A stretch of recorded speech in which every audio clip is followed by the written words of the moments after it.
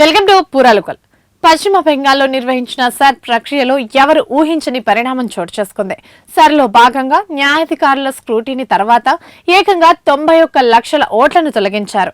దీని గురించి కేంద్ర ఎన్నికల కమిషన్ ఇంకా అధికారికంగా ప్రకటించకపోయినా అక్కడున్న డేటా ఇదే విషయాన్ని చెబుతోంది. గత ఏడాది అక్టోబర్ చివరి నాటికి రాష్ట్రంలో 7,66 లక్షల మంది ఓటర్లు ఉన్నారు. వీరిలో సర్ ప్రారంభమైన తర్వాత ఇప్పటికీ 90,83,000 మంది ఓటర్లను తొలగించారు.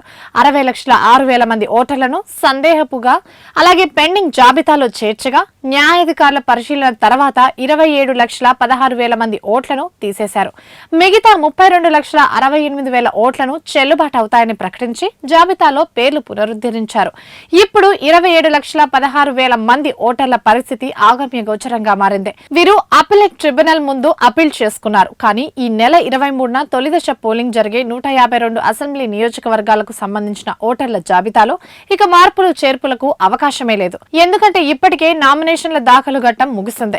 నామినేషన్లు పూర్తయిన తర్వాత ఓటర్ల జాబితాను ప్రచురించారు. మిగతా 142 నియోజకవర్గాలకు నామినేషన్ల దాఖలు గడువు ఈ నెల 9న సాయంత్రం 3 గంటల వరకు ముగుస్తుంది. ఈ నేపథ్యంలో అపిలేట్ ట్రిబ్యునల్ న్యాయ నిర్ణయం చేసి కొన్ని ఓట్లను అర్హులైన వారిగా గుర్తించినా సుప్రీంకోర్టు తాజాగా ఆదేశాలిస్తే తప్ప ఓటర్ల జాబితాలో ఆ పేర్లను చేర్చడానికి అవకాశం లేదని ఈసీ సీనియర్ అధికారులు అంటున్నారు.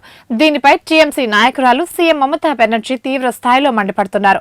మతువా, రాజ్వంశీ ఇతర మైనార్టీల ఓట్లను ఉద్దేశపూర్వకంగా తొలగించారని నాదియా జిల్లాలో జరిగిన ఓ ఎన్నికల సభలో ఆరోపించారామె. మైనార్టీ జనాభా ఎక్కువగా ఉన్న ముర్షిదాబాద్, మల్దా, ఉత్తర దింజాపూర్ జిల్లాల్లో కొన్ని వర్గాల ఓట్లను ఎంచుకొని మరీ తొలగించారని ధ్వజమెత్తారు. తాను సుప్రీంకోర్టుకి వెళ్లిన తర్వాతే సందేహపు జాబితాలో పెట్టిన 60 లక్షల ఓట్లలో 32 లక్షల ఓట్లను పునరుద్ధరించారని కూడా చెప్పుకొచ్చారు. ఇవి ఇప్పటివరకు అప్డేట్స్. మరిన్ని అప్డేట్స్ కోసం చూస్తూనే ఉండండి పూరాలోకల్.